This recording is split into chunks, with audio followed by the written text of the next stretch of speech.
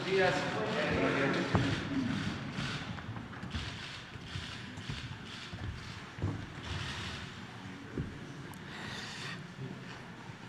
Pues hoy vamos a, como todos los miércoles, a informar sobre quién es quién en las mentiras de la semana. Está aquí Elizabeth García Vilchis, nos va a informar, y también nos acompaña el secretario de Relaciones Exteriores, Marcelo Ebrard, y el director general de Pemex, Octavio Romero Oropeza, porque hay una muy buena noticia. Ya autorizó el gobierno de Estados Unidos la compra de Pemex, de la refinería Deer Park de Houston, Texas, a la empresa Shell. Es una compra que hace el gobierno de México de una refinería.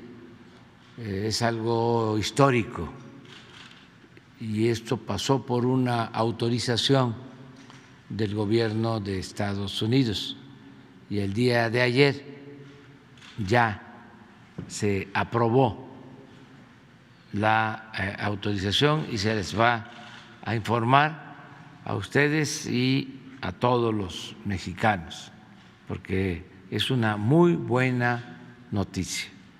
Entonces vamos con Elizabeth.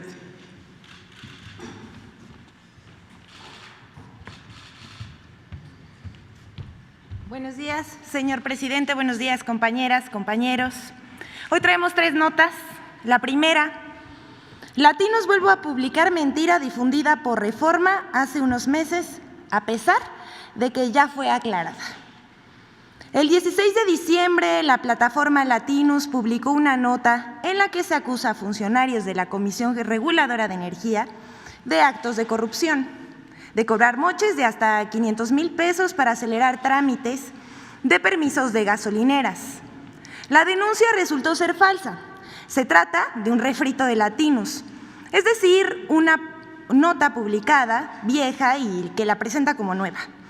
Una información que el diario Reforma publicó el 11 de septiembre pasado, que ya fue desmentida en este mismo espacio. La información es falsa.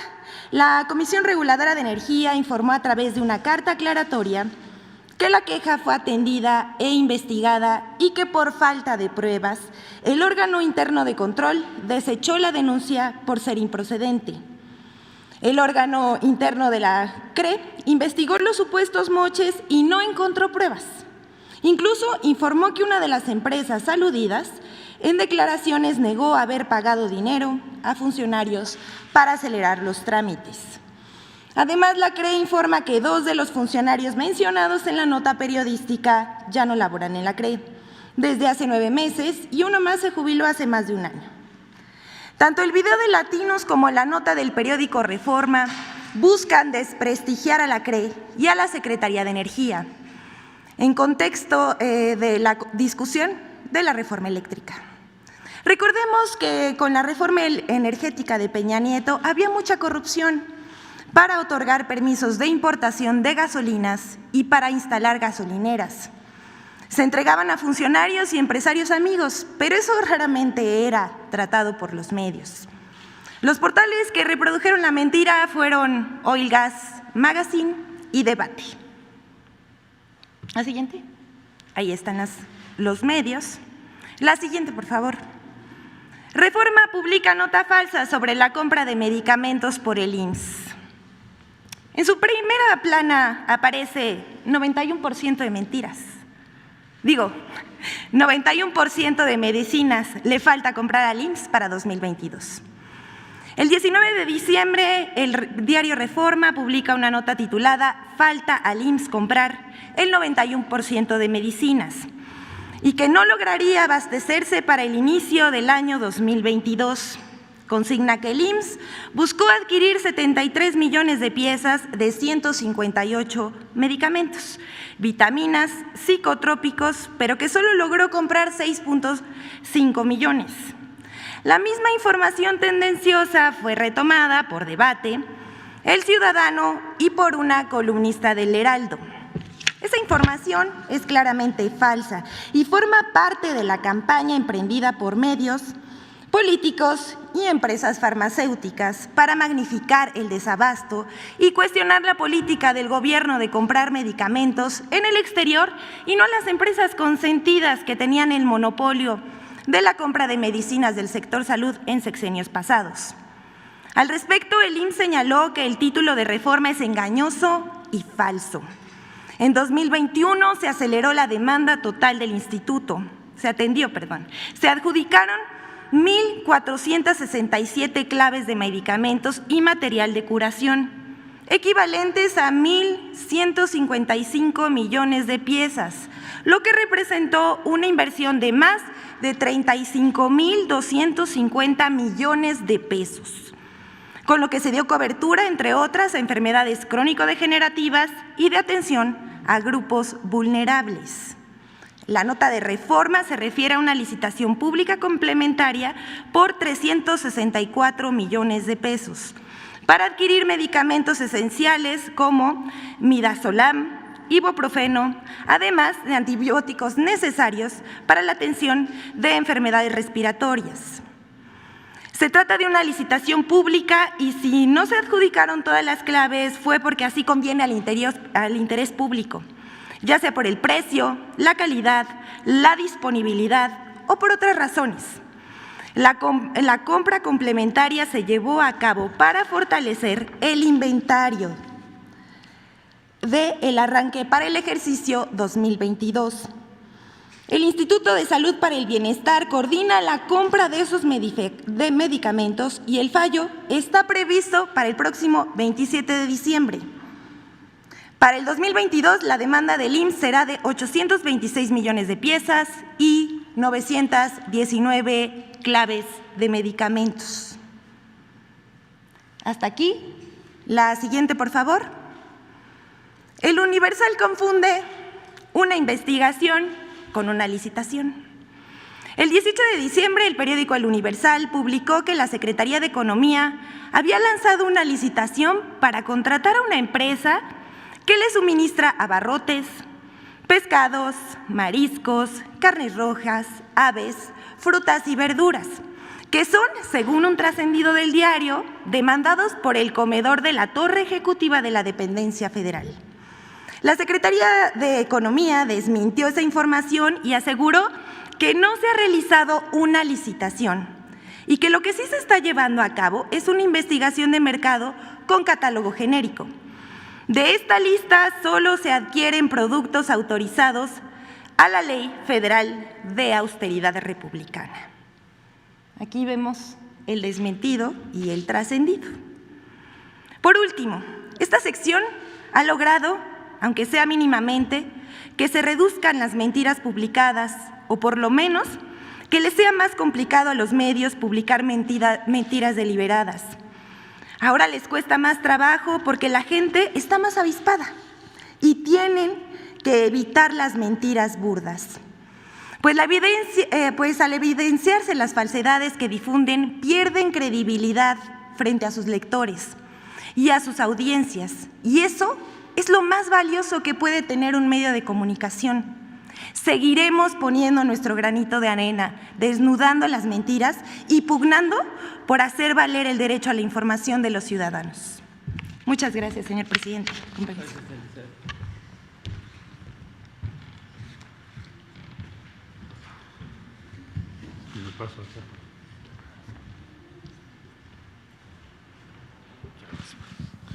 Bueno, muchas gracias. Con su permiso, señor presidente, para comentar que se recibió el día de ayer la autorización de la operación que va a comentar un momento más el director general de Petróleos Mexicanos por parte del Comité de Inversiones Extranjeras en Estados Unidos, que está establecido merced a una ley desde 1950 y fue actualizado en 2018 2020, y esa ley lo que dispone es que participen todas las áreas vinculadas a la seguridad nacional de los Estados Unidos para que cuando hay una operación de compra o una inversión relevante en Estados Unidos proveniente de un país extranjero, se haga la evaluación de seguridad nacional, es decir, hay o no elementos que pudieran poner en riesgo la seguridad de Estados Unidos. Entonces, el día de ayer recibimos la comunicación de ese comité, que depende del Departamento del Tesoro, está dirigido a la representación legal de Petróleos Mexicanos, relativo a la operación de la refinería Deer Park, ubicada en Houston. Lo que aquí se informa es que de conformidad a las disposiciones legales en los Estados Unidos se hizo la revisión a partir del día 30 de noviembre del 2021 de los documentos presentados por Petróleos Mexicanos, así como por Shell, para la adquisición de la planta Deer Park en Houston. Señala aquí la comunicación cuáles son las disposiciones legales aplicables de Estados Unidos y dice que respecto a, de acuerdo a estas disposiciones, el Comité de Inversiones Extranjeras de los Estados Unidos, que es estas siglas CFIUS, quiere decir Committee on Foreign Investment United States, ha revisado la información que se puso a su disposición referente a la transacción que se comenta, ya basados en la revisión que se hizo y en la investigación que se hizo, y después de tomar todas las consideraciones relevantes para la seguridad nacional y los factores que determinan la seguridad nacional de Estados Unidos, incluyendo los factores que están enumerados en la subsección F de la sección 721, que son todos aquellos que pueden o tienen relación con la seguridad nacional de los Estados Unidos, el comité ha determinado que no hay ninguna preocupación de seguridad nacional que quedase sin resolver. Por lo tanto, de acuerdo a lo que dispone la sección 721 de las disposiciones legales aquí referidas, se ha concluido la revisión de esta operación.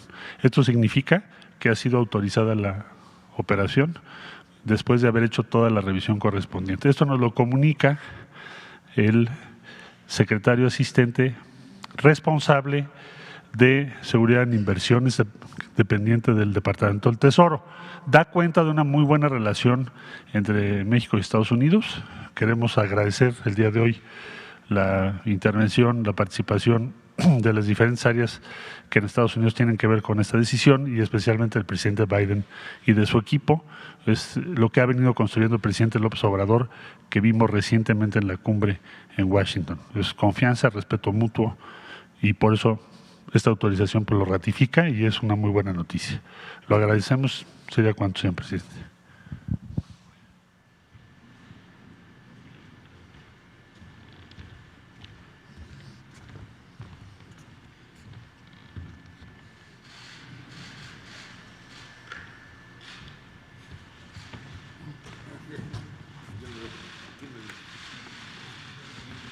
Con su permiso, señor presidente, pues como comentaba el presidente de la República y el secretario Marcelo Ebrard, el día de ayer recibimos la autorización para concretar la compra de la refinería Deer Park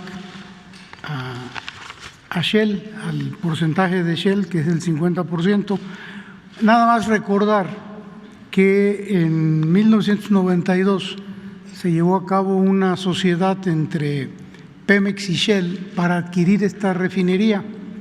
La decisión se tomó, en lugar de construir una refinería en México, las administraciones anteriores, la administración concreta en 1992, decidió adquirir esta refinería en sociedad con Shell bajo el argumento de procesar el crudo mexicano, que en aquel entonces se estaba abriendo paso en el mercado de la costa norte estadounidense. De manera que esta sociedad viene de lejos. Desde un principio no fue pareja, no fue equivalente, porque Shell poseía el 50.005% de las acciones y Pemex el 50.99%. el 49.995. Esta diferencia tan insignificante porcentual le permitía a Shell operar la refinería y tomar las decisiones.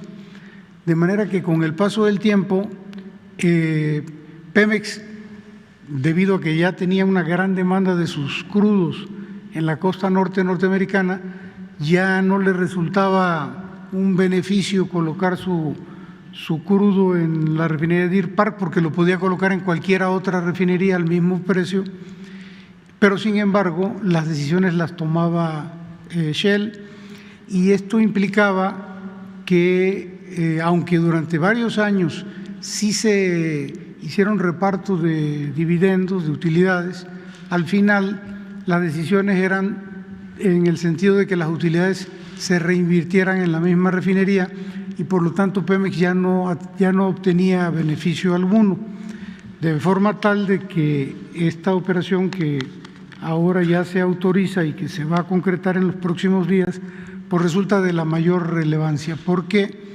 ahora Pemex y el país, mejor dicho, es dueño de la refinería de Deer Park, y esto va a permitir que todos los combustibles, las gasolinas, el diésel, la turbocina, pues ya sean propiedad del pueblo de México, para satisfacer el programa de autosuficiencia energética que ha venido liderando, encabezando el presidente de la República. Entonces, si me permite, presidente,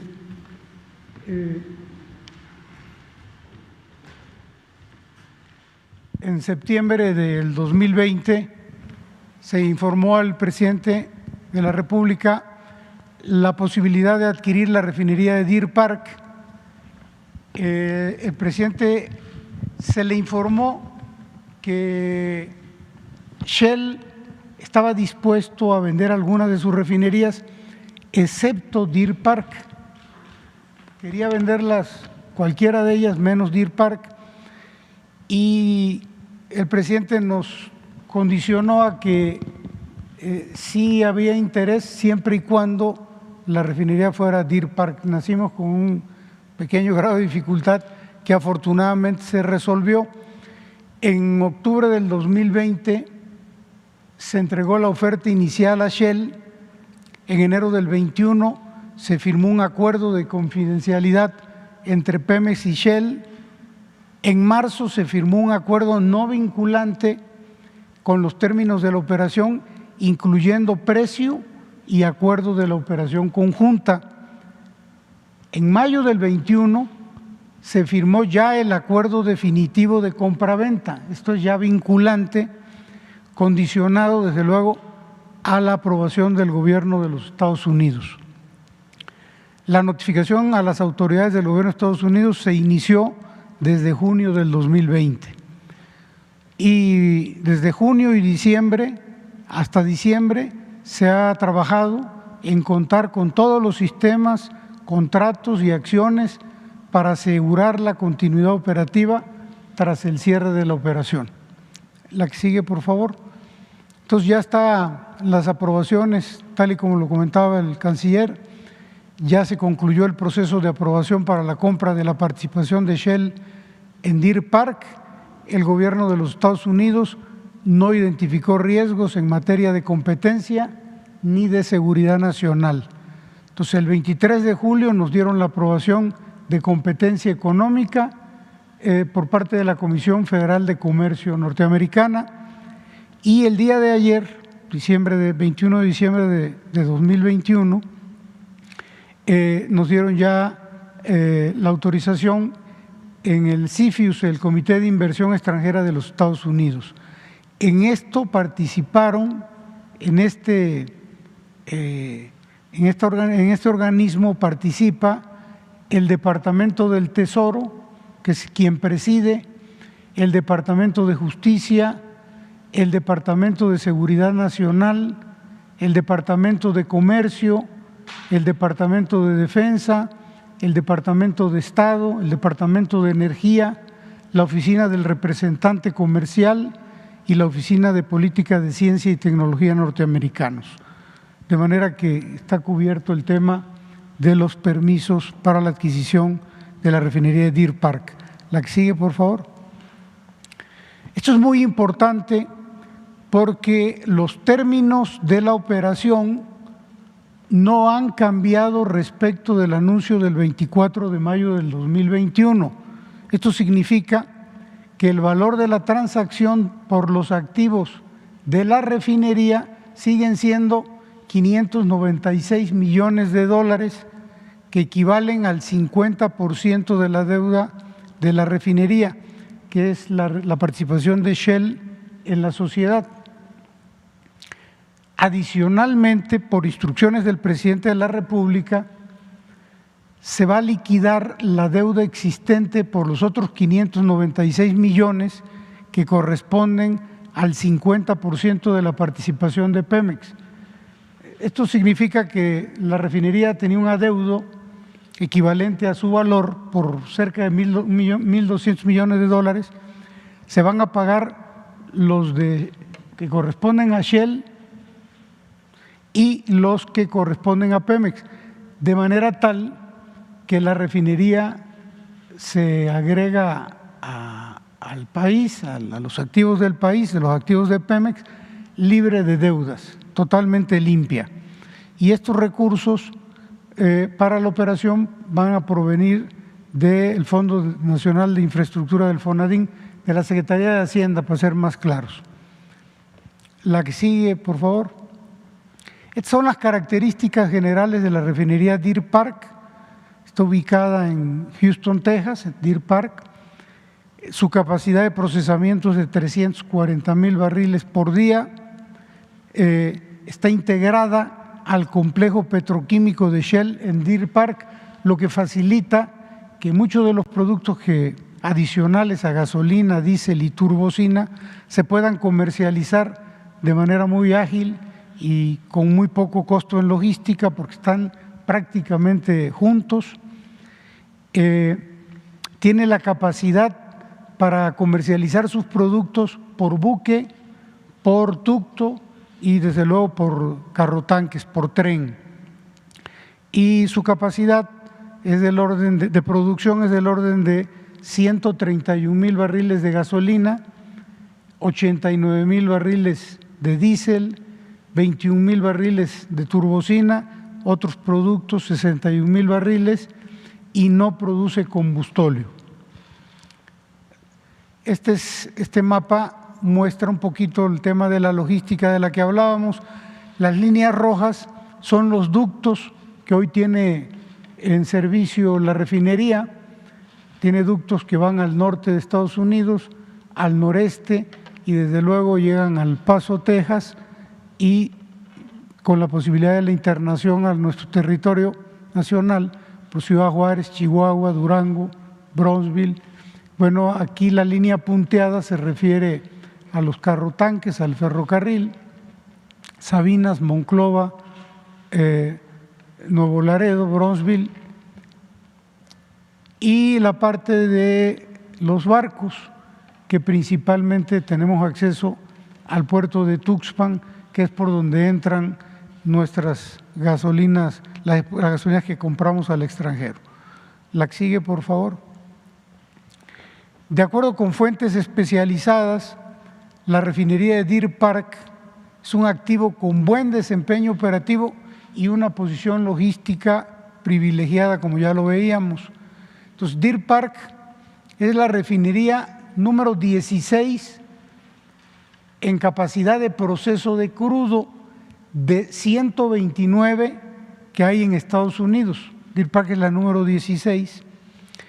Es también la número 18 en la relación de conversión en el total de refinerías en Estados Unidos.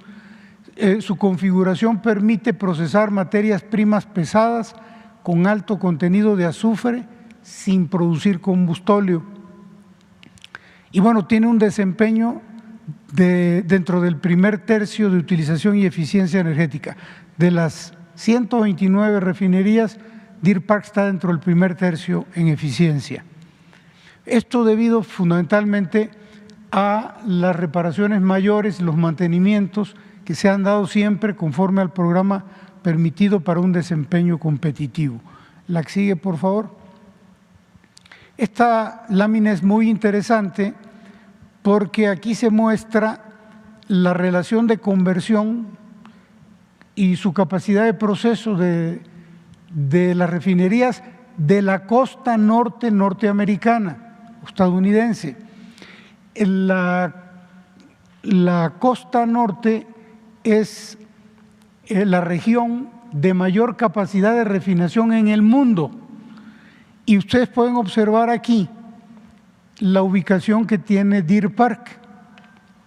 Está por encima del estándar, tiene una capacidad, una relación de conversión de arriba del 80% para refinerías con una capacidad superior a los 300,000 barriles diarios. La relación de conversión, para tener claro el concepto, es la capacidad de aprovechamiento de las corrientes de crudo. Y un dato muy interesante, el promedio que hay en Estados Unidos de esta capacidad de conversión es del 59%. Deer Park está por encima del 80%. La que sigue, por favor. Bueno, de mayo a la fecha, Pemex está llevando a cabo las acciones para garantizar la continuidad operativa de la refinería tras el cierre de la operación o de la transacción. Bueno, con el fin de asegurar una transferencia de control exitosa, se plantea finalizar la compra durante las primeras semanas del 2022. Pemex y Shell están trabajando para asegurar que todos los aspectos operativos y administrativos de la refinería funcionen de manera adecuada tras el cierre de la operación. En los próximos días se estará programando y finalizando los actos corporativos, las notificaciones y contrataciones necesarias para cerrar la operación. Y finalmente, la Secretaría de Hacienda y Crédito Público, a través de la Tesorería de la Federación, tienen reservados ya, en este momento, los casi 1,200 millones de dólares para hacer la compra de la refinería. No sé si queda alguna gráfica. Bueno, este sería el logotipo para que lo conozcan, Pemex Deer Park. Y con eso concluiríamos la exposición, señor presidente.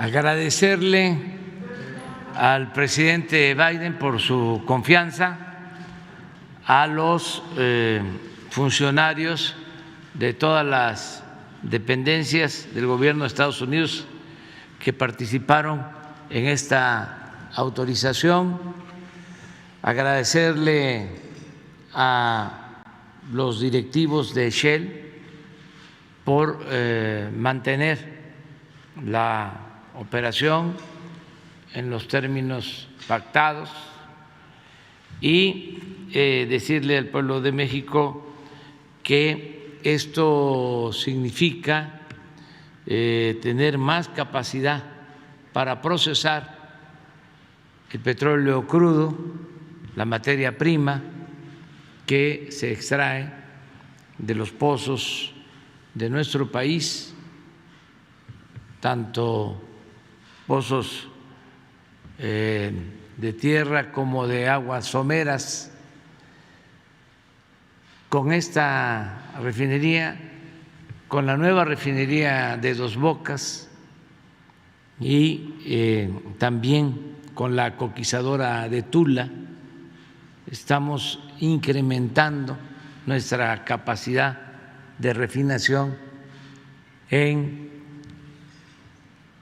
alrededor de 700,000 barriles diarios. A esto habría que sumar el que se están invirtiendo desde que llegamos al gobierno un promedio de 10,000 millones de pesos para la rehabilitación de las 6 refinerías existentes y se está incrementando por lo mismo, por el mantenimiento, por el cambio de equipos, se está incrementando la producción y se espera que para el año próximo con las 6 refinerías vamos a tener una capacidad de producción de 1.200.000 barriles, más los 700 adicionales.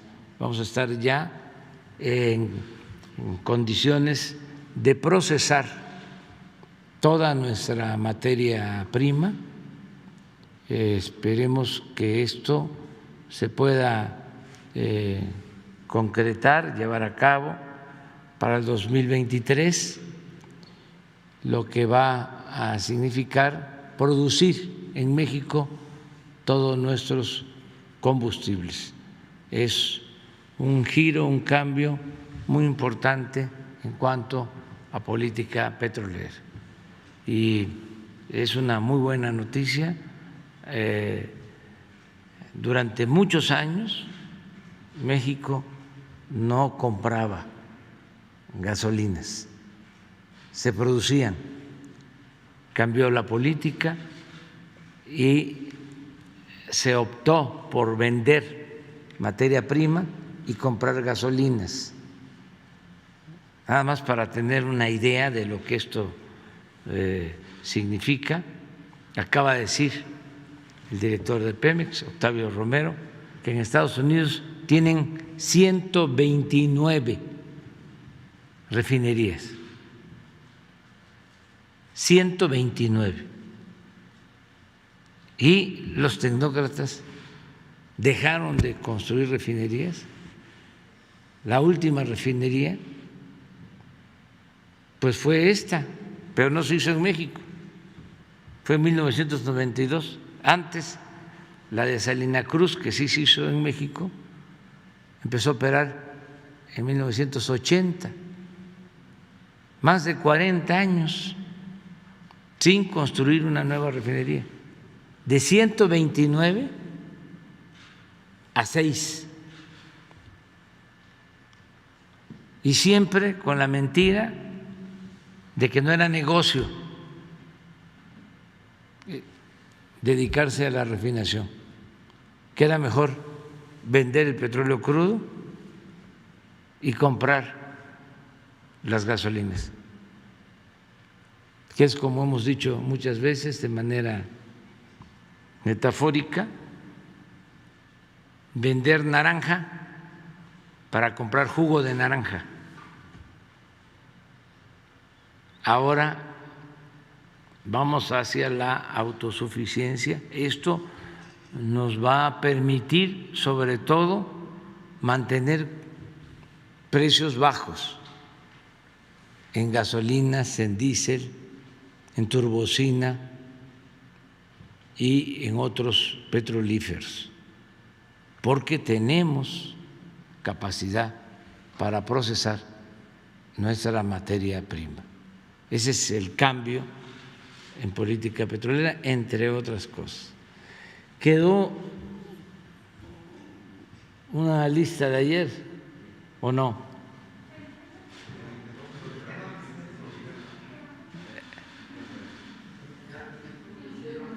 Dijeron que no.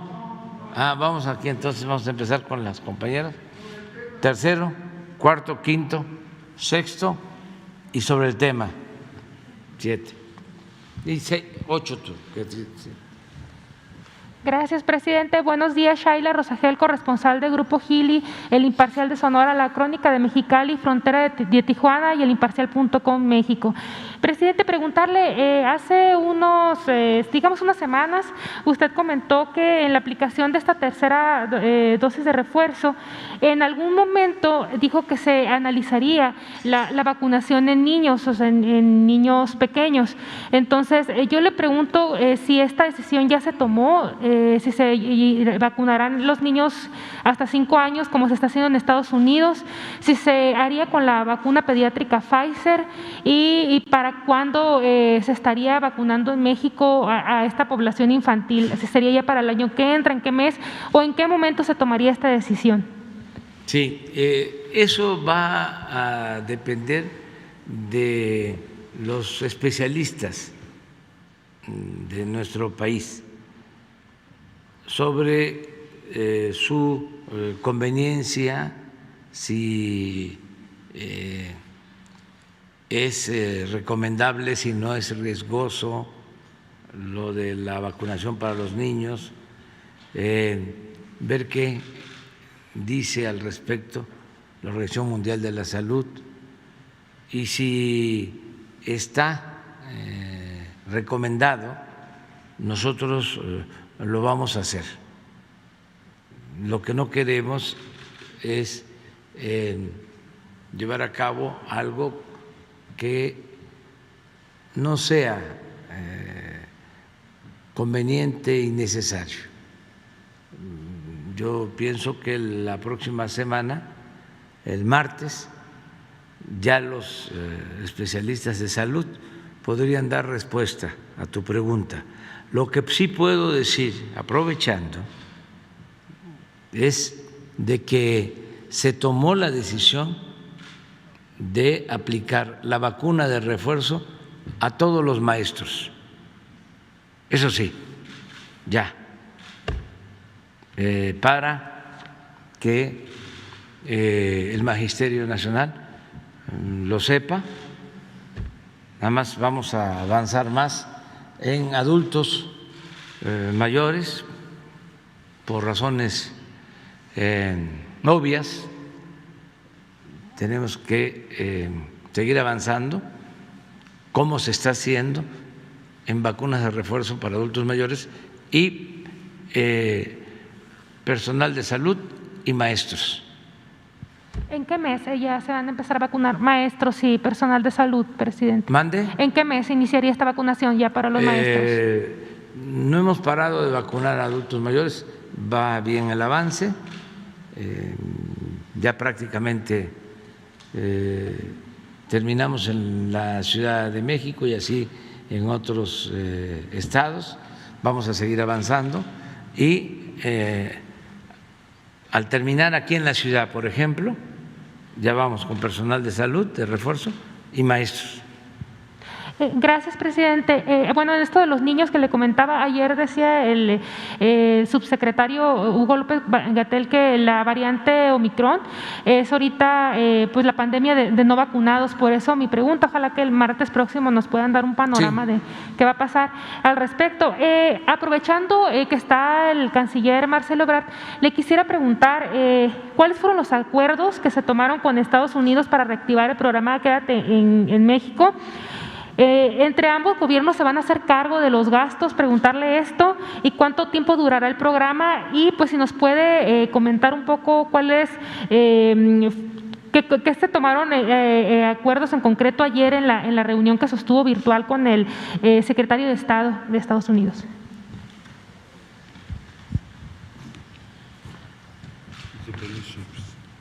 Bueno, para sintetizarlo, diré yo lo siguiente. Estados Unidos, por decisiones propias implementadas desde más o menos marzo del 2020, ha estado retornando personas a México con diferentes tipos de fundamentos legales. Uno de ellos es el título 42, que posibilita en Estados Unidos que retornen, repatrien a las personas por la frontera que llegaron por razones sanitarias cuando hay una pandemia. Entonces, en síntesis, hemos observado más o menos al día números que van entre 1.500 y 2.000 personas, muchos de ellos mexicanos, quizá un tercio. ¿Qué es lo que pasó ahora o qué se va a hacer ahora? Que alrededor del 10% de ese flujo son personas que desean solicitar asilo. Entonces lo que se está planteando es que les den cita en el juzgado para que puedan presentar su caso. Es decir, hoy los regresan, los retornan a México, merced al título 42, pero con este programa que estás refiriendo, sí tendrían derecho a ser recibidos en Estados Unidos en otra fecha cuando el juez les da su audiencia. Entonces, ahí la opción de México, ¿cuál era? Decir, no estoy de acuerdo, pues entonces los tengo que repatriar a sus países de origen. Nunca lo hemos hecho, nunca. ¿Por qué? Pues imagínate una persona que la están repatriando, todavía nosotros regresarla al país del que provenga. Entonces, la política de México ha sido otorgar refugio y facilitar la permanencia en México. Entonces, el cambio en síntesis, ¿cuál es? ¿Va a haber más personas? No. ¿Les afecta a esas personas? Yo creo que no, porque les dan una fecha. ¿Qué pidió México? Que haya apoyo de los organismos internacionales para asistir a estas personas y que las personas estén vacunadas, que no sean personas en situación vulnerable, por ejemplo, mujeres embarazadas, menores de edad, etcétera. Entonces, eso es lo que pidió México. En síntesis, esa es la situación al día de hoy respecto a el asunto migratorio. El día de ayer se tuvo una conversación convocada por el secretario de Estado, Antony Blinken, relativa a la variante Omicron y a las diferentes medidas que están tomando países en el mundo. Entonces participamos países de todos los continentes, África, Europa, Asia, desde luego América Latina, estuvimos nosotros, todas las regiones del mundo, Japón, Corea del Sur. Y es simple y llanamente ver cómo está cada país y qué podemos hacer en conjunto frente a esta o nuevas variantes. Se convirtió el tema de salud en el tema sustantivo o uno de los temas más importantes a nivel global, y por eso es una reunión de cancilleres y no de responsables de salud. Digamos que en la agenda internacional es cada vez más relevante estar compartiendo la información y, en su caso, tomar acciones de común acuerdo. Entonces, ayer lo que hicimos fue una primera revisión de lo que hay en todo el mundo, quién está haciendo qué. Europa, por ejemplo, aclaró que la variante que ellos tienen con más problemas pues es Delta todavía, aunque va creciendo el número de contagiados con Omicron. Entonces, vamos a estar informando de estas reuniones, vamos a tener otra en enero, para también revisar los medicamentos que se están actualizando respecto al COVID, porque en Estados Unidos ya tienen en curso la probable autorización de algunos medicamentos y también en Europa. Entonces, para eso y les voy a estar informando, la próxima reunión va a ser en enero. Gracias. Canciller, nada más, el programa de Quédate en México, ¿cuánto tiempo va a durar? ¿Tiene un lapso? Bueno, la temporalidad no la conocemos. ¿Te refieres al título 42 o...? Es difícil saberlo. No, la temporalidad no la puedo determinar en este momento. Gracias.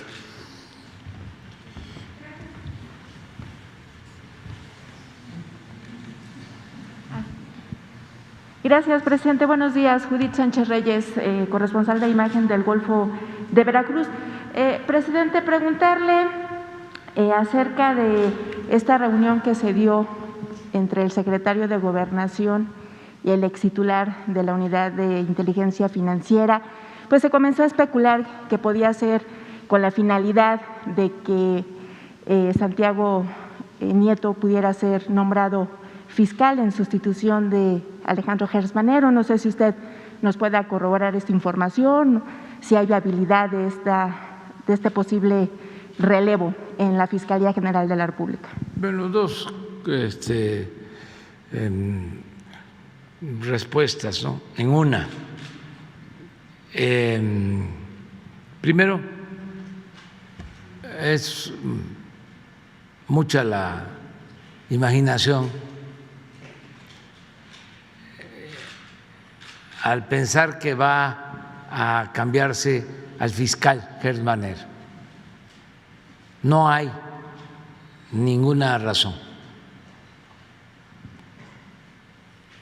No podría hacerse legalmente y nosotros, el presidente, el titular del Ejecutivo, está satisfecho con la labor del fiscal general de la República. Entonces, es parte de las especulaciones, de los rumores, de la politiquería. Lo otro, la visita o el encuentro de Santiago Nieto con el secretario de Gobernación, pues es normal que se dé esta entrevista. El secretario de Gobernación, Adán Augusto López Hernández, tiene, entre otras virtudes, el que no se pelea con nadie, busca el diálogo, busca la conciliación, me ayuda mucho. Yo también no me peleo con nadie, pero tengo mucho trabajo, él también, pero yo tengo que ver, bueno, el que se dé esto que es histórico, el que no se deje de entregar los apoyos a los adultos mayores, el que no falten las medicinas, el que no nos aumente la violencia. Tengo mucho trabajo y me ayuda el secretario de Gobernación y habla con personas de todos los sectores, habla con políticos, habla con dirigentes de partidos. Bueno, se acaba de abrir un diálogo con el PAN, habla constantemente con dirigentes del PRI, habla con gobernadores, me ayuda mucho. Entonces, en ese marco es que se da este encuentro amistoso. Eso es lo que puedo decir. O sea, ¿no habría posibilidad de que se reintegrara alguna posición en su gobierno? No sé qué hablaron. Yo escucho mucho la opinión del secretario de Gobernación, como escucho la opinión del secretario de Relaciones Exteriores y del director de Pemex y del director de Comunicación Social. Estoy escuchando porque pues ellos tienen la encomienda de hacerse cargo de sus asuntos. Imagínense, ahora que se logró esta autorización, pues Pemex cumple una función, se contrata un despacho especializado, se mantiene la relación con Shell, pero llega el momento en que pues interviene el Tesoro, la Secretaría de Energía y el Departamento de Estado. ¿Quién ayuda? El secretario de Relaciones Exteriores. Entonces todos trabajamos de manera conjunta, coordinada. Bien, presidente, en el tema de seguridad… Pero nada más quiero subrayar eso, para que ojalá ya, aunque somos libres, ¿no? Y ¿qué sería la vida, no? Sin poder imaginar cosas, ¿no? Claro. Sin las ilusiones. No hay ningún indicio, ninguna señal de cambio en la Fiscalía General de la República. Al contrario, estamos muy satisfechos en lo que corresponde, porque el presidente no tiene un poder omnímodo, no es absoluto, pero en lo que corresponde a el presidente, al titular del Poder Ejecutivo, nosotros estamos muy de acuerdo, satisfechos con el desempeño del fiscal general Alejandro Gertz Manero. Bien, presidente. En el tema de seguridad, preguntarle si se diseñará algún plan de apoyo en estados, por ejemplo, como Veracruz, en donde pues el delito no precisamente de homicidio doloso es lo que prevalece, sino de otra índole, como tiene que ver con feminicidio y trata de personas. No sé si se hará este tipo de apoyo pues a estos estados que también sufren la inseguridad, pero digamos que en otro sentido o con otros delitos. Sí, estamos pendientes todos los días, evaluamos. Ayer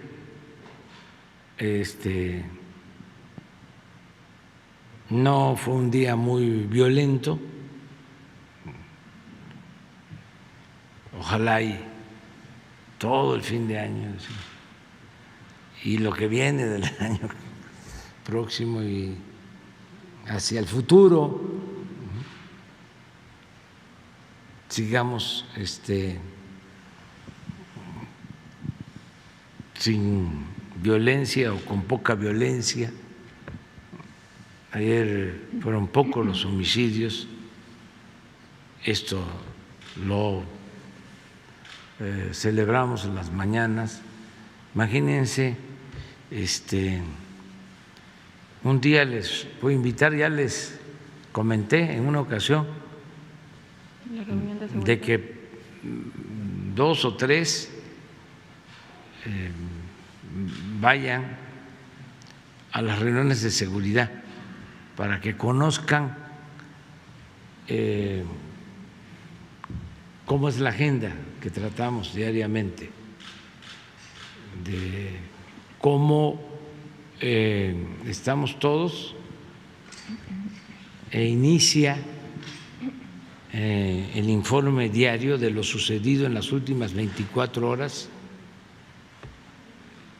la secretaria de Seguridad, que es la que presenta los reportes de delitos cometidos y de asuntos relevantes, y luego cómo intervienen los que tienen información adicional, temas también que nos importan. Por ejemplo, hoy también revisamos cómo está recibiéndose a nuestros paisanos migrantes que están llegando, sobre quejas. Afortunadamente son pocas y ya se están atendiendo, y tenemos un operativo de la Guardia Nacional para protegerlos, y hay un teléfono aquí en Palacio Nacional para atender a nuestros paisanos, nuestros héroes, nuestras heroínas, que no los extorsionen, que se les proteja. Están entrando caravanas que la Guardia Nacional está escoltando hasta los estados, hasta las regiones. Entonces, todo eso lo tratamos diariamente. Ayer, por ejemplo, a ver si pone la gráfica de homicidios, 59, 11 estados sin un homicidio. Ojalá y estamos hablando de 126 millones de habitantes en nuestro país. Entonces, lo que queremos es que vaya bajando este delito. Y otros que se pueden estar presentando en Veracruz o en cualquier otro estado, los vamos viendo. Ya cuando se advierte de que se está gestando una situación extraordinaria, una crisis, de inmediato vamos todos y tomamos medidas. Nos ayuda mucho el que pueda participar de conformidad con la Constitución las Fuerzas Armadas, que antes no era posible que nos ayudaran en temas de seguridad. Ahora el Ejército, la Marina, más la Guardia Nacional, todos juntos. Entonces sí tenemos capacidad para proteger a la gente, que es nuestra misión, garantizar la paz.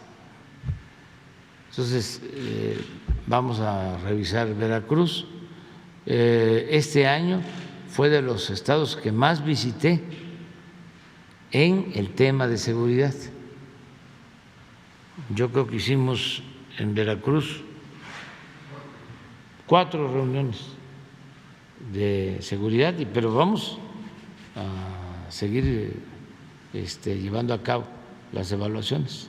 Sí, finalmente, presidente, para este cierre de año, ¿qué balance tiene sobre el programa del gas bienestar? ¿Se lograron llegar a los objetivos que se habían planteado al inicio? Y dependiendo de estos, ¿se piensa ya extender al resto del país? Y si es así, pues ¿para qué fecha se tiene previsto? Gracias. Pues aquí tenemos al director de Pemex, él es el indicado. Yo solo voy a destacar algo, de que hablando con la gente, me dicen las señoras de que les dura más el cilindro. Es un dato. O sea que se está garantizando que los cilindros de 20, de 30 kilos estén completamente llenos y que tienen más rendimiento. Ese es un dato importante, porque no es solo el precio, sino que estén llenos y les duren más. Pero yo, a lo mejor, aquí Octavio tiene más información. Y también sobre esto. Y sobre la sustancia, la composición. Sí, presidente. ¿Por qué? Sí, bueno, en relación al gas bienestar, comentarles que ya iniciamos en la Ciudad de México desde hace algunos meses y tenemos en el calendario concluir la entrada de gas bienestar al Distrito Federal, a la Ciudad de México, perdón, en el primer trimestre del próximo año. Estaremos cubriendo todas las delegaciones y posteriormente arrancaríamos, ya esto se lo presentamos al señor presidente, ya lo autorizó, a cubrir todos los estados, sobre todo los que están influenciados por el gasoducto de gas LP que viene desde el sureste, desde Cactus, Chiapas, hasta Jalisco, y a lo largo de su trayecto, todos los estados que quedan influenciados por él, y esto lo tenemos programado iniciar después del primer trimestre del próximo año, sobre todo en los lugares donde ya existe un compromiso presidencial de arranque, que serían de inicio Tabasco y Veracruz. y posteriormente todos los estados que van siendo atravesados por el ducto, que son Puebla, Hidalgo, desde luego el Estado de México, Guanajuato, Jalisco y todos los estados aledaños. Entonces ya tenemos la autorización del presidente, incluso de hablar con la Secretaría de Hacienda para el tema de los recursos, así es de que pensamos que en el próximo año vamos a avanzar muchísimo. El objetivo es terminar, pero bueno, el Gas Bienestar es un programa que va para adelante y que ya lo tenemos bastante elaborado el proyecto. Y en relación a lo que señalaba el presidente en cuanto al beneficio, pues es un gran beneficio porque, primero que nada, el tema de la seguridad. El tema de la seguridad, porque las gaseras normalmente, teniendo la obligación, dado que en el precio que se cobra hay un precio de reposición de los cilindros, no lo hacían. Lo que nosotros nos encontramos cuando iniciamos con el reparto de los cilindros de Gas Bienestar fue que entregábamos un cilindro nuevo y recogíamos los cilindros usados, y más de la mitad de los cilindros que recogíamos, que nosotros pensábamos rehabilitarlos, porque dentro del programa de Gas Bienestar tenemos equipos para rehabilitar los cilindros. Esto es quitarles la válvula, limpiarlos de pintura y de óxido, hacerles la prueba de la presión, la prueba hidráulica, para que no tengan fugas, cambiarles la base, cambiarles la corona, pintarlos. La idea era que la mayoría de los cilindros que recogiéramos tuvieran esta rehabilitación, pero nos encontramos con que más de la mitad, casi el 60%, no tienen ya posibilidad de ser rehabilitados por la condición tan deteriorada como están. Entonces, bueno, el primer beneficio tiene que ver con la seguridad, porque estamos entregando cilindros nuevos y rehabilitando los que se pueden rehabilitar. Un cilindro rehabilitado queda casi en condiciones como si fuera un cilindro nuevo. Entonces, el tema de la seguridad es fundamental, creo que es el más importante. Y luego lo que tiene que ver con lo económico. Gas Bienestar es un gas que se está vendiendo a un precio inferior al precio máximo autorizado por la CRE. Y no solo eso, sino que la composición del gas es la composición correcta, de manera tal que el poder calorífico que tiene el Gas Bienestar es superior al que ofrecen las otras gaseras. ¿En qué se traduce esto? En una mayor durabilidad del cilindro. Entonces, tenemos muchos testimonios de las familias que hoy compran Gas Bienestar, en el sentido de que anteriormente les duraban 20 días y ahora les duran 30, 35 días. No solo es un tema de precio, sino que aparte de que les cuesta más barato, que se les oferta en un precio inferior, les dura más tiempo. Entonces es un gran beneficio el que están teniendo las familias, y por eso el éxito tan grande que ha tenido el programa. Nosotros tenemos un porcentaje de ventas altísimo. De los cilindros que salen a reparto, prácticamente se venden la mayoría, casi todos, porque la gente los está demandando de manera muy importante. Entonces, pues son, digamos que las grandes ventajas del Gas Bienestar. Presidente. A ver si, es que ayer la gente me manda y todos me entregan pues algunos regalos. Ahora me trajeron un muñequito nuevo, ya ven que dice que yo no quiero a Santa, dijo una periodista que soy tan anti-extranjero, que no quiero a Santa, y me sacaron un muñequito, a ver si lo consigues por ahí, que parezco a Santa, aunque le tengo, la verdad, respeto a Santa, pero le tengo pues mucho cariño a los Reyes Magos, o sea, porque en nuestros pueblos, en nuestros tiempos, pues era Melchor, Bastar, Gaspar y Baltasar. Y a ver si Laurita te manda lo de que me regalaron ayer de los cilindros del gas Bienestar.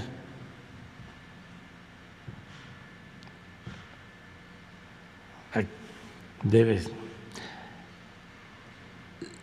Laura Nieto es mi secretaria y consejera, asesora, todo, desde hace muchos años.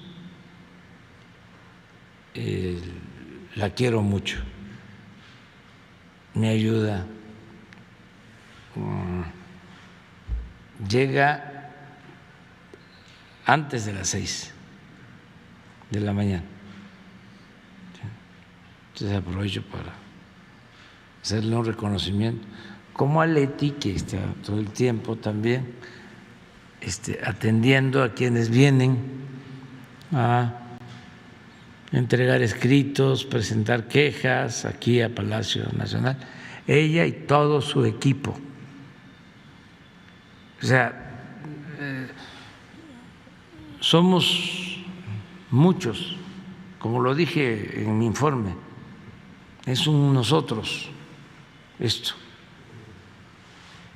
un nosotros, muchísimos servidores públicos y mucha gente del pueblo, mucha gente que ayuda, que aporta, que nos manda bendiciones y recomendaciones, propuestas. Están participando muchos. Y también los que no nos ven con buenos ojos, repito, se han portado muy bien. Y esto lo reitero porque estamos finalizando el año y nuestros adversarios han actuado de manera responsable, no ha pasado de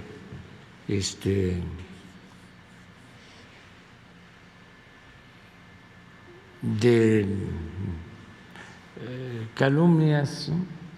Mentiras, a veces y muy poco y cada vez menos, insultos,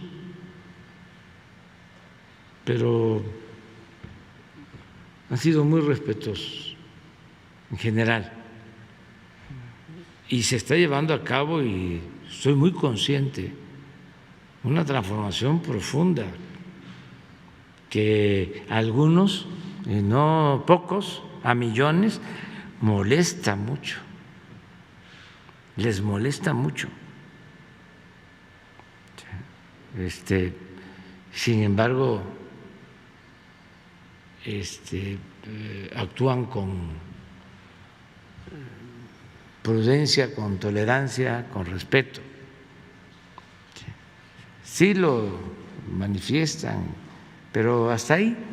Y es normal en la democracia que esto suceda. Además, no es una actitud maniquea. El ejercicio de la política no tiene que ver con el maniqueísmo, no es de buenos y malos,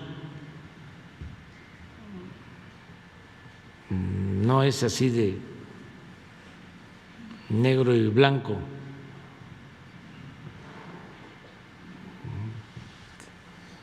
tiene que ver con una serie de circunstancias, ¿no? Entonces, no hay odio.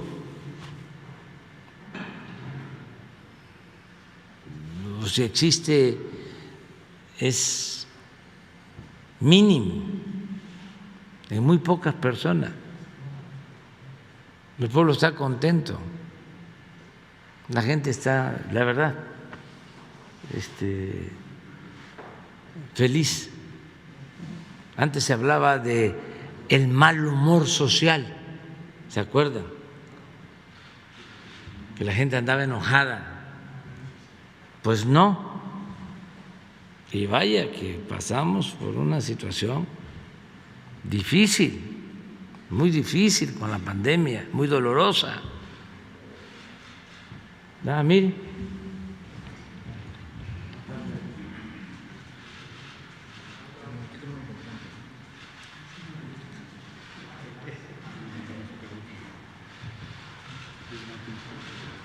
A ver si lo alcanzan.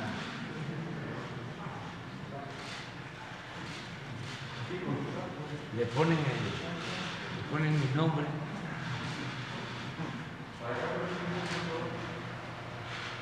Y este es. Pero es la gente.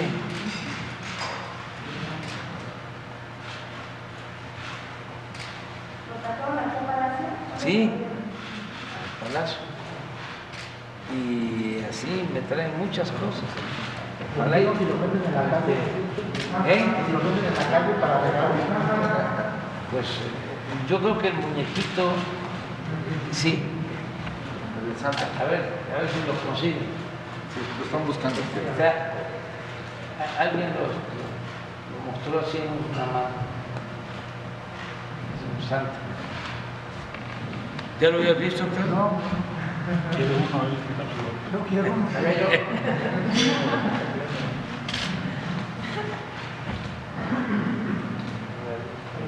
Ya por el tanto del completo.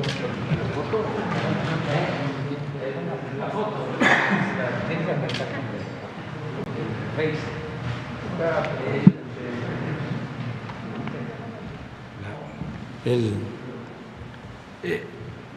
Y no tiene que ver, fíjense, porque una escritora que está molesta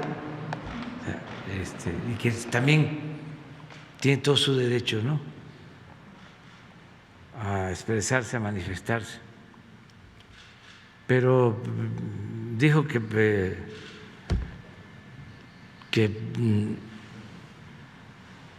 a ver si lo ponen, ¿no? Pero pues siempre y cuando esté el otro muñequito, porque no tiene relación, son como dos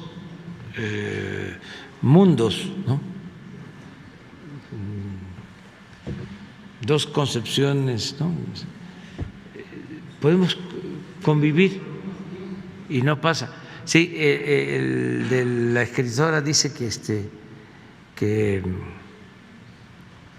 yo no quiero a Santa porque es extranjero, o sea, y yo estoy seguro que el que hizo el muñeco ni siquiera sabía del escrito de la señora de Guadalupe. ¿Lo es? A ver si te ayudan.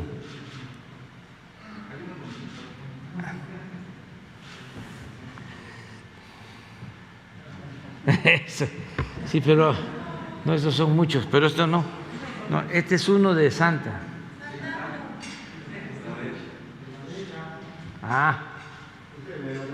Sí. ¿Verdad?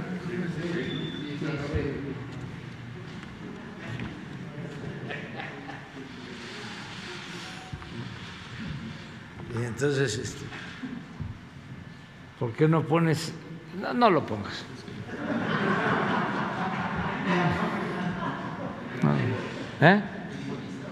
¿Cómo?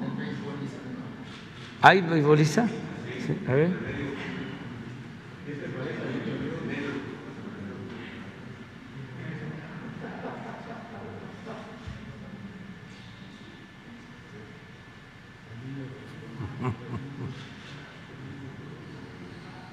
Es que no hay que enojarse, no hay que enojarse. Ese es el igualito. Pero así es el Santa, el que vi ayer. Pero en fin, bueno, adelante. Gracias. Buenos días, señor presidente, canciller, director general de Pemex, Liz, buenos días. Buenos días a todas y a todos. Diego Elías Cedillo, Tabasco Hoy, Campeche Hoy, Quintana Roo y Diario Basta de Grupo Cantón. Señor presidente, en atención a la presentación que se hizo de la adquisición de la nueva refinería en Deep Park, me gustaría preguntarle este análisis que su gobierno ha tenido de cómo recibió en general Petróleos Mexicanos, cómo va y cuál es la meta que tiene planeado su gobierno para entregar Pemex al finalizar su sexenio, aunado también, presidente, a este tema que usted ha hablado de la rehabilitación de las refinerías, del tema del gas bienestar que presentó, todos los matices en cuanto a materia energética, presidente, si tienen los estatus de cómo se recibió, cómo se va a dejar y cuál sería el legado que usted dejaría de su gobierno a todas y todos los mexicanos en materia de energéticos, presidente. Gracias. Sí, yo creo que va a meritar el que se presente el plan que se está llevando a la práctica,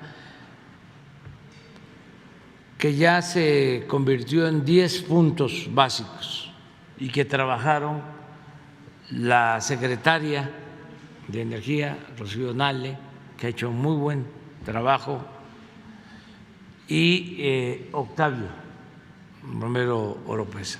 Los dos ya tienen la estrategia, dirían los tecnócratas, el nuevo plan de negocios.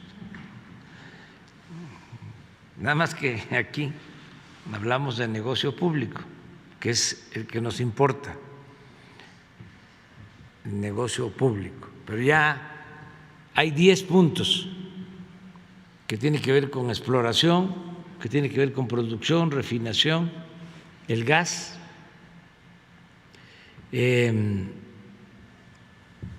la distribución de los combustibles,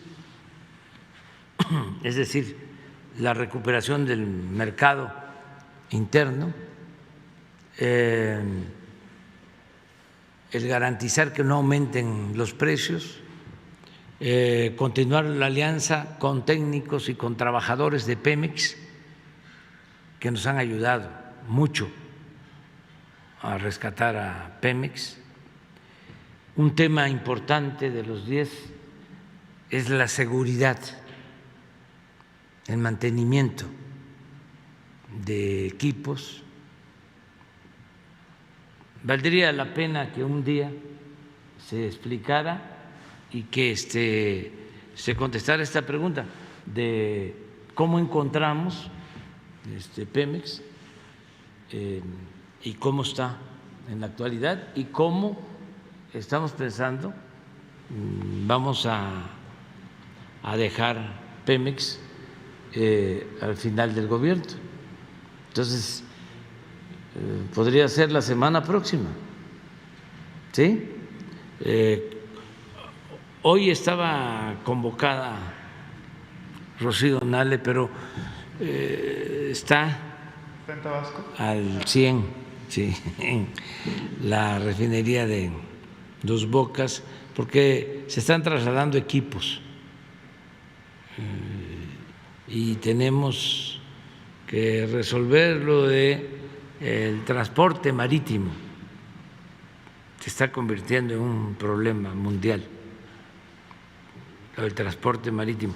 Por eso lo mejor es la autosuficiencia, que no tengamos que comprar o vender, ¿sí?, en distancias largas, Antes no se consideraba el flete y ahora cada vez influye más en los costos. Entonces, esto de Deer Park, ¿se imagina? Tenemos Tuxpan enfrente, pero tenemos ducto para El Paso.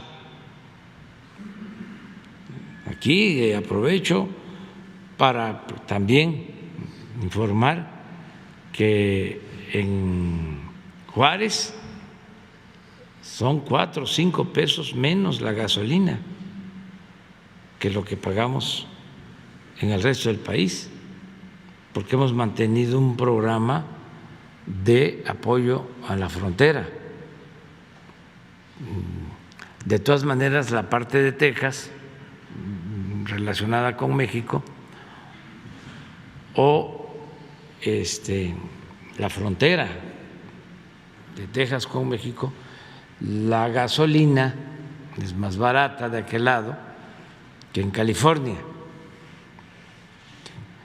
Pero acabo de estar en Tijuana y en Tijuana aún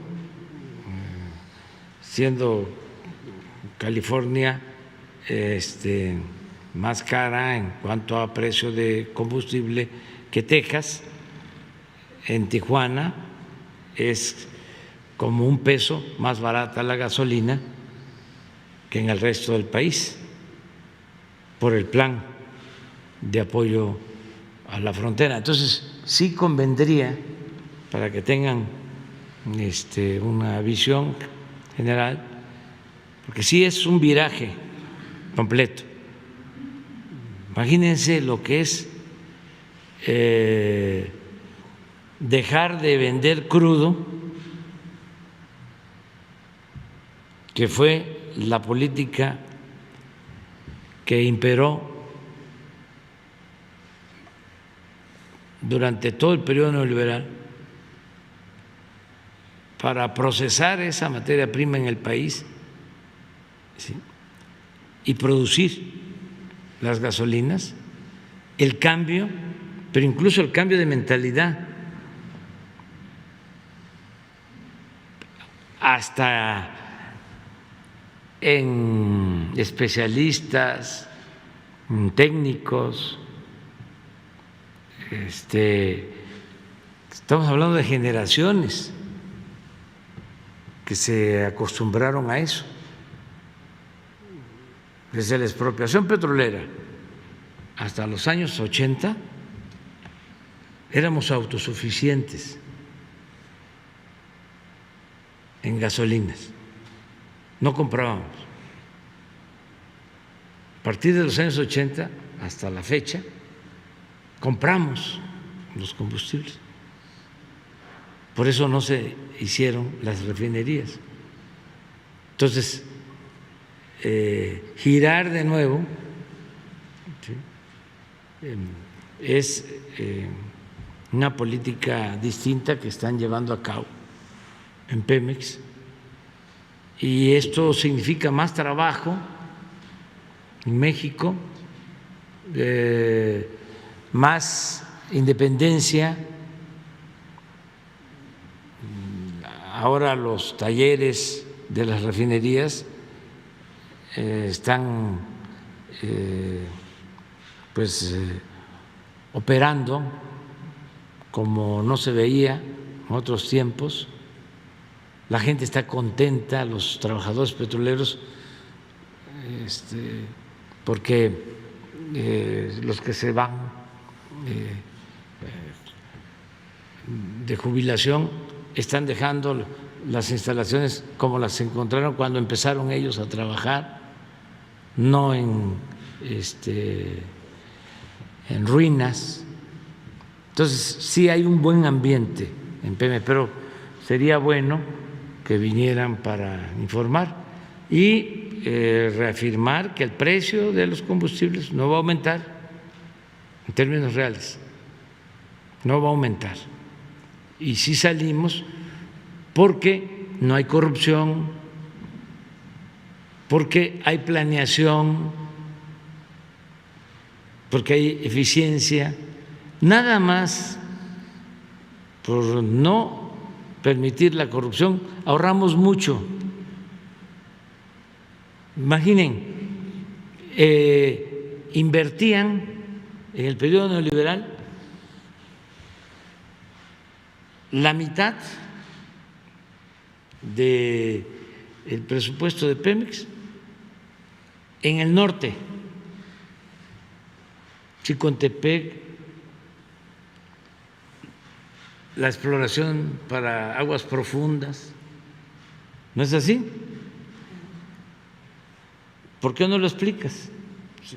¿Y cuánto nos costaba extraer un barril de petróleo cuando llegamos? ¿Y cuánto nos cuesta ahora? ¿Y por qué? O sea, pues la decisión de perforar donde está el petróleo.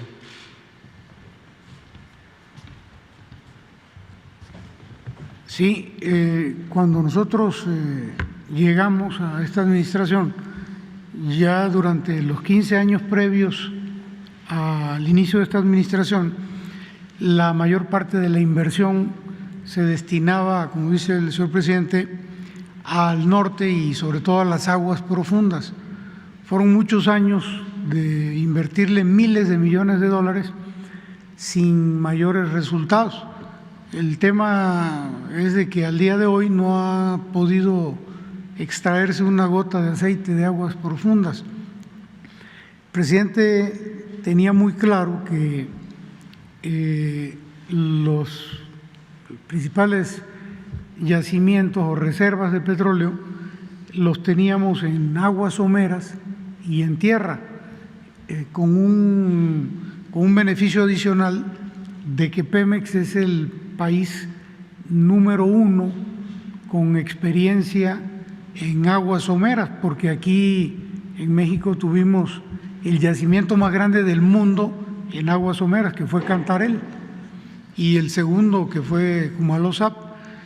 Entonces, la decisión fue inmediata de hecho el presidente lo señalaba desde que estábamos en campaña, de que iba a haber un cambio en la política de la inversión, del direccionamiento de los recursos, y fue inmediato el resultado, porque desde el 2019 ya la inversión se canalizó fundamentalmente en exploración y en desarrollo al sureste, en tierra y en aguas someras.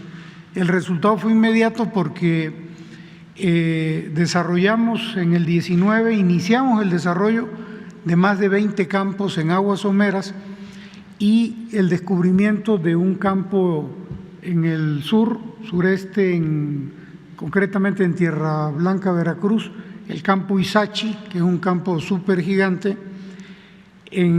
Con esta misma lógica de redireccionamiento de inversiones al sureste y a las aguas someras, en el 20 descubrimos un campo importantísimo también, que es el campo Quesqui, en Huimanguillo, Tabasco, y en este año, en el 21, anunciamos en marzo ya el descubrimiento del tercer campo gigante, que es un conjunto de campos que están ubicados en el complejo que se le denominó J. Mujica, de manera que 3 campos gigantes en 3 años, independientemente de todos los descubrimientos de campos menores que se han llevado a cabo en aguas someras y también en tierra.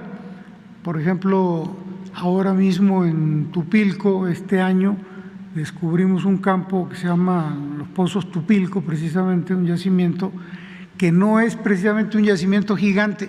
Yacimiento gigante es cuando tiene más de 500 millones de barriles. Este campo tiene 200, pero tiene un potencial, una gran energía, de manera tal que los pozos pueden producir entre 12 y 15 mil barriles diarios. Entonces, realmente fue un cambio absoluto en términos de estrategia de inversión, y en relación a los costos, pues sin duda se abarataron, porque estos campos a los que me refiero que se descubrieron, Ixachi, Quesqui, J. Mújica, el propio Tupilco y sobre todo los de aguas someras, tienen muy cerca o incluso al lado mucha infraestructura. Les voy a poner el caso de Ixachi.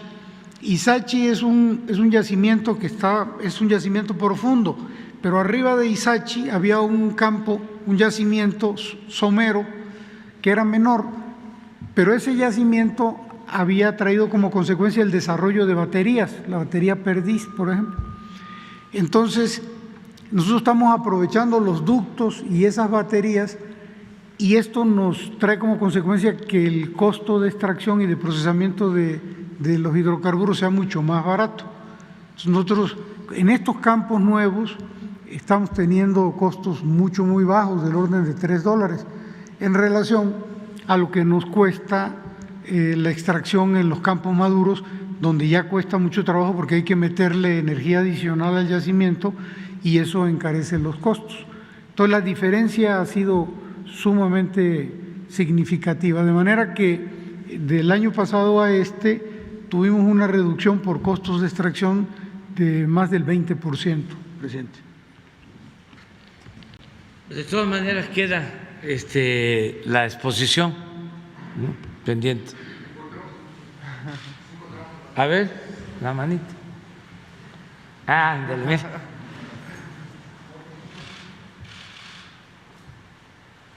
Se la voy a mandar de regalo.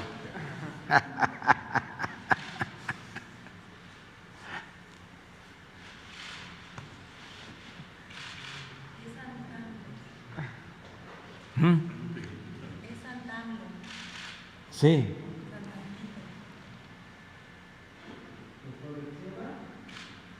No, es que ayer lo vi en igual en la red. Me llama la atención por la creatividad. Igual ayer llegaron estos obsequios del Gas Bienestar. Es la gente, la creatividad de la gente.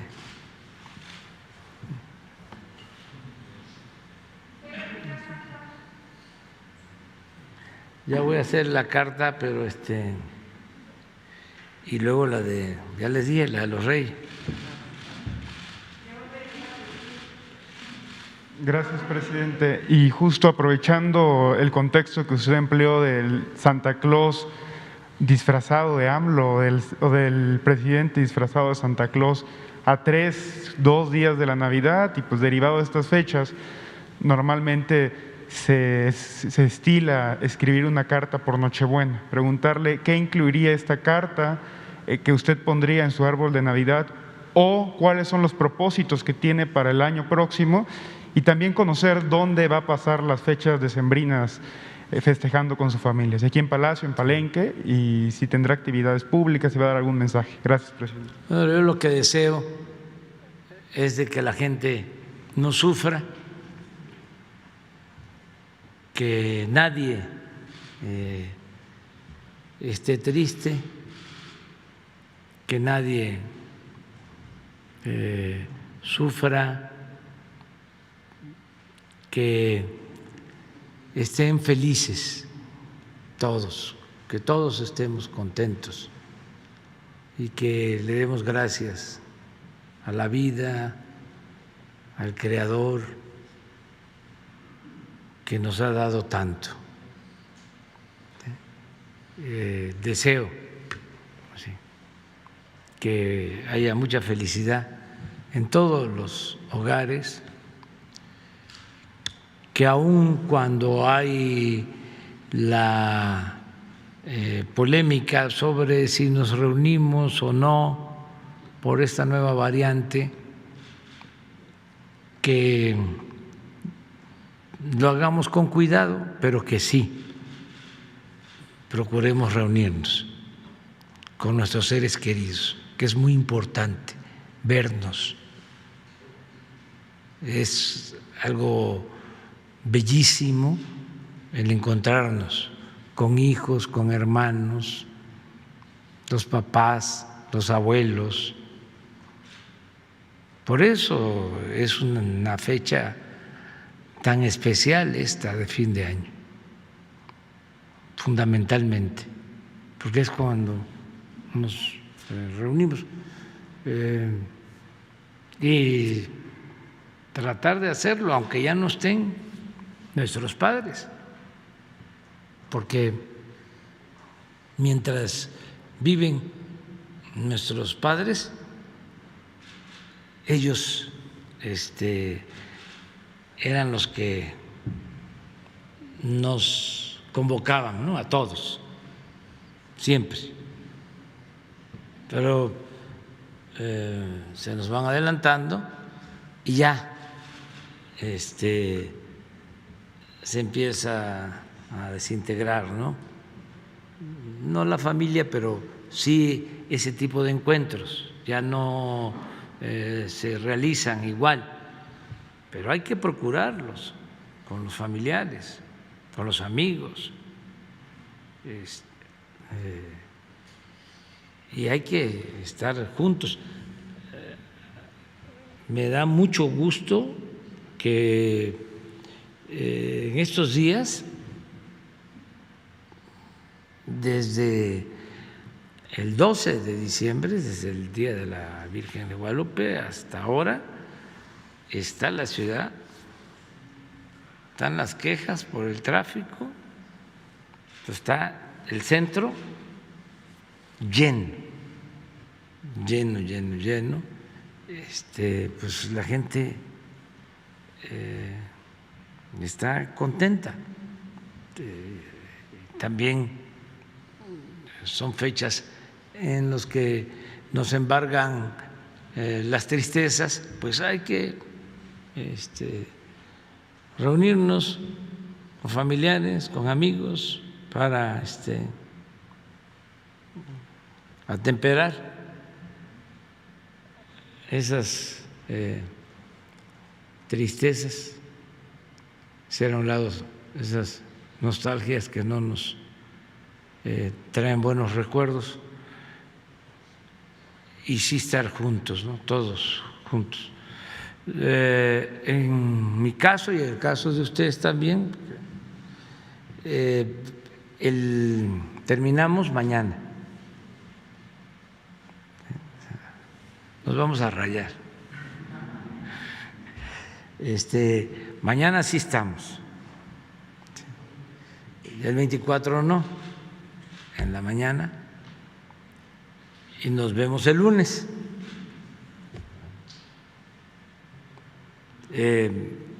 Para que programen, hacemos lo mismo. Estamos lunes, martes, miércoles, el jueves también en la mañana. Ya no estamos el resto del día, jueves, viernes, sábado, y regresamos, domingo, y regresamos el lunes. Así va a ser. En el caso del gobierno, nosotros nos estamos poniendo de acuerdo para que queden guardias. ¿Sí? Vamos a estar pendientes siempre, pero así va a ser.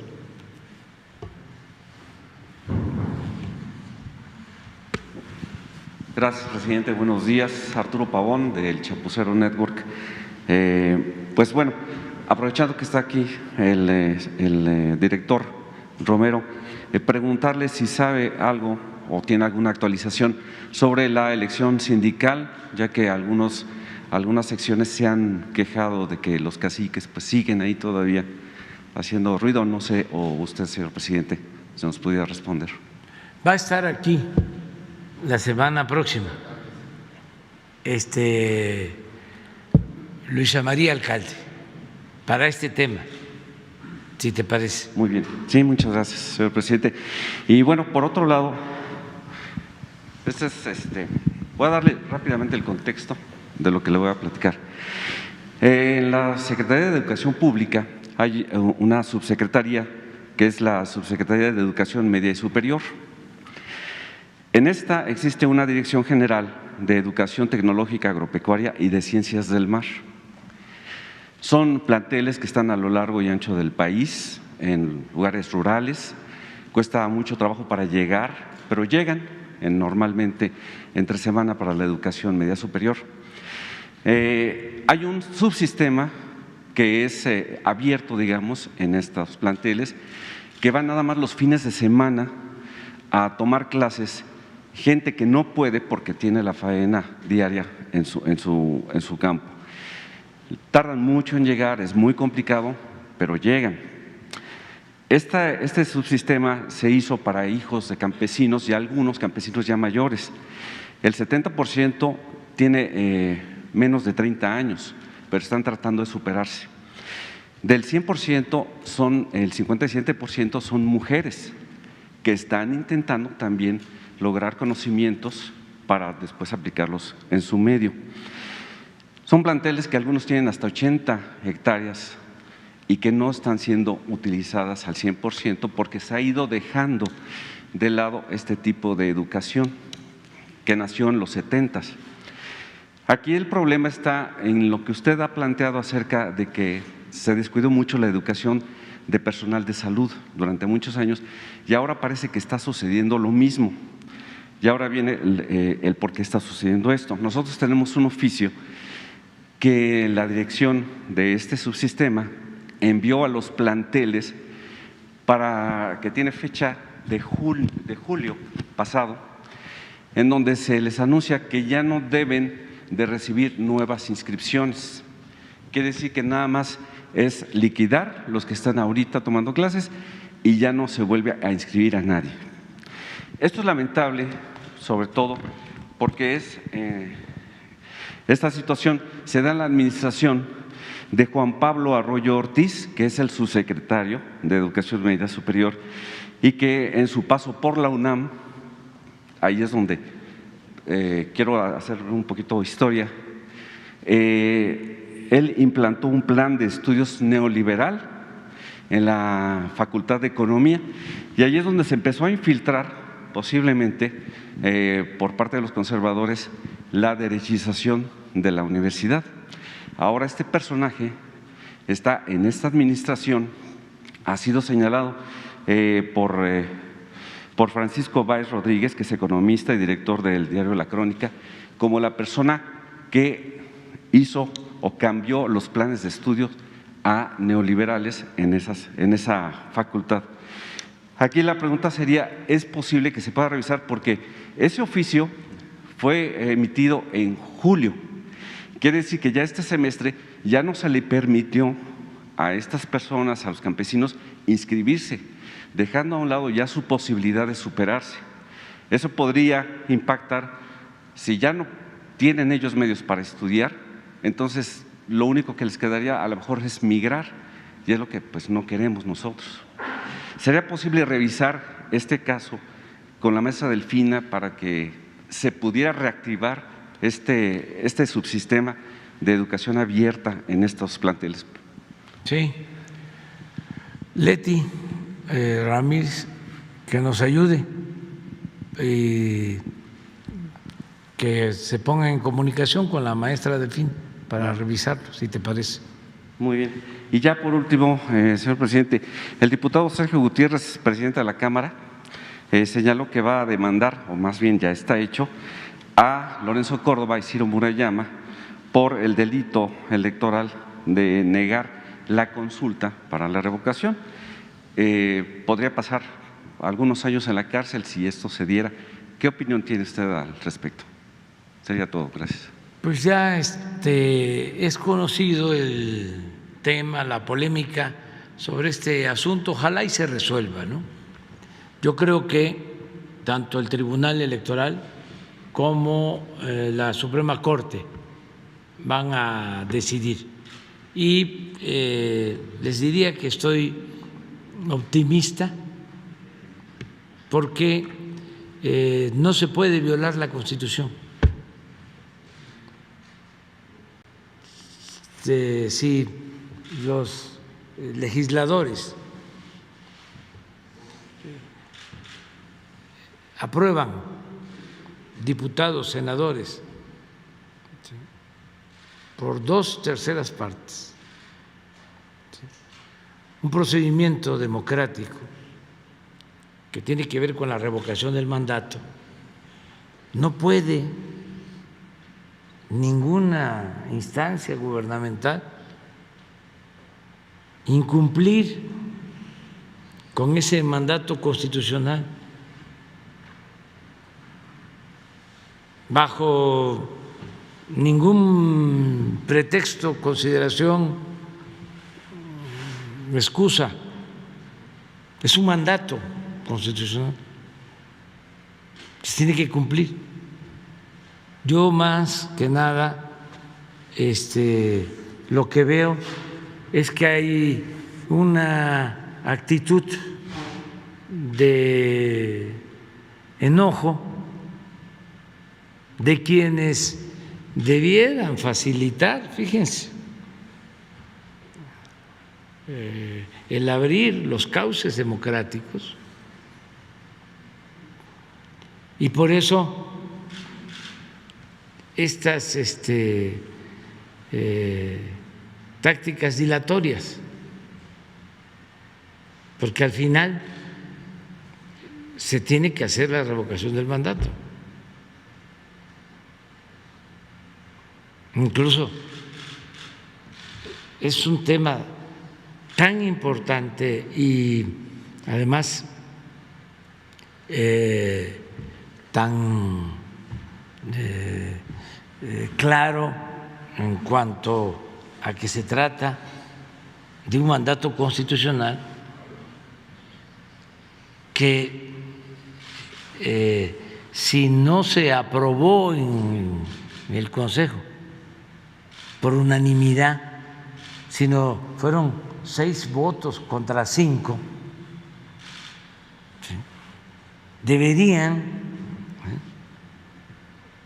sobre todo el presidente, tener capacidad, la humildad suficiente y la voluntad democrática para rectificar y decir vamos a buscar opciones, porque lo más importante de todo es que se haga realidad la democracia y se cumpla con la Constitución. Son intereses superiores que no pueden quedarse de lado. No puede haber un interés personal o de grupo, por legítimo que sea, por encima de un interés superior, por encima de la democracia, por encima del pueblo, por encima de la Constitución. No puede haber nada. Ojalá y rectifiquen, y es de sabios cambiar de opinión. Y sobre lo material, los recursos, convocar a las autoridades, convocar a los ciudadanos, ayuden todos, vamos a hacerlo. Nada más disponemos de estos recursos y necesitamos instalar tantas casillas. ¿Cómo nos va a ayudar el gobierno de la Ciudad de México? ¿Cómo nos va a ayudar el gobierno del Estado de México? ¿Qué gobiernos nos van a ayudar? ¿Cómo nos va a ayudar el gobierno federal? Todos ayudamos. ¿Cómo nos van a ayudar los ciudadanos?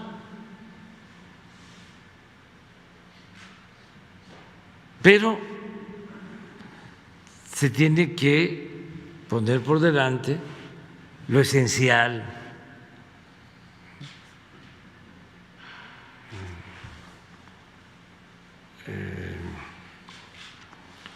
lo básico, que lo demás es accesorio.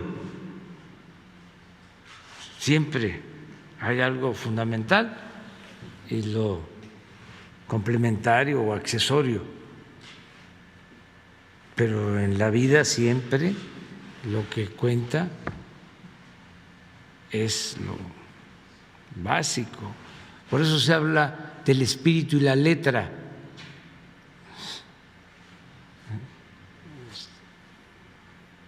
Entonces, aquí lo que hay que ver es cómo se rescata, se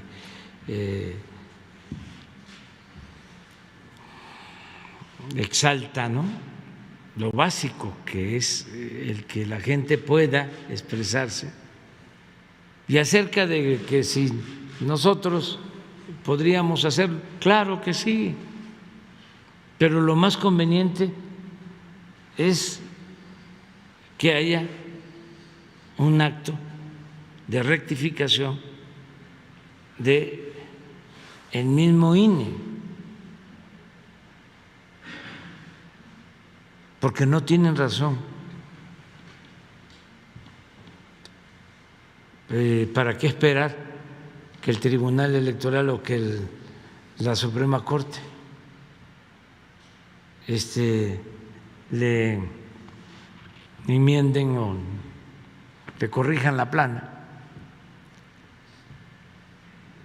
Sería muy bien visto el que en estos días elaboren un plan alternativo, es decir, sí tenemos problemas. Hay un texto de Fabricio, ponlo a ver, para que vean lo que propone. Claro que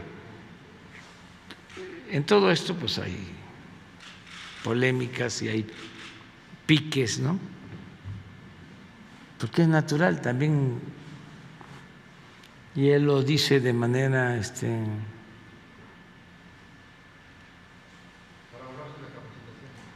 sí,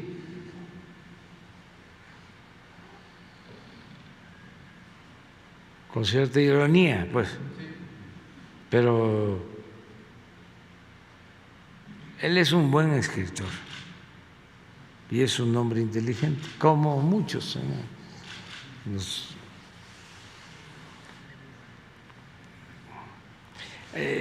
Nosotros, el movimiento liberal va ganando porque tenemos millones de mexicanos. También son millones, ya los opositores, el conservadurismo. No son pocos, son millones. O sea, no es así minimizar, no. Pero les ganamos en creatividad, en capacidad de argumentación, porque hasta los intelectuales conservadores se han apagado, ya no tienen imaginación, ingenio, talento. Mire, te digo cómo ahorrarte más de 1,000 millones. Usa a los integrantes de casilla de la elección anterior. A lo mejor quieren, ¿no?, participar. Ni sorteas ni capacitas. Ahora, dame un salario de asesor. Bueno, no es eso. Porque tienen muchos asesores ahí. Ustedes saben que aquí hay una ley de austeridad y ya no hay asesores. Se terminaron los asesores. Cuando llegamos al gobierno, habían asesores en todas las dependencias. Ahora nada más quedan 5 formales, que son los que coordina Lázaro Cárdenas Batel. Pero todas las secretarías tenían asesores, como todas las secretarías tenían direcciones de comunicación social. Casi todas las secretarías tenían oficinas de protección de derechos humanos. ¿Qué no se puede tener una? Ahora estamos todavía con la reforma administrativa porque tenemos 3 grandes imprentas en el gobierno. ¿Qué no podemos tener una? Y ahí hacer todo el trabajo del gobierno. Pero bueno, ¿cuántos asesores tendrá el INE?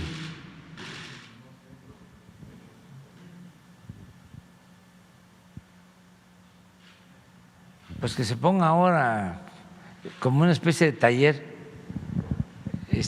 que los convoquen a buscar opciones alternativas. Bueno, ya. Amor y paz. Y es buena noticia y ya nos vemos, Mañana, sin falta, ustedes. Tú tienes la palabra, mañana. Y, por favor, estamos en... Sí. Felicidades.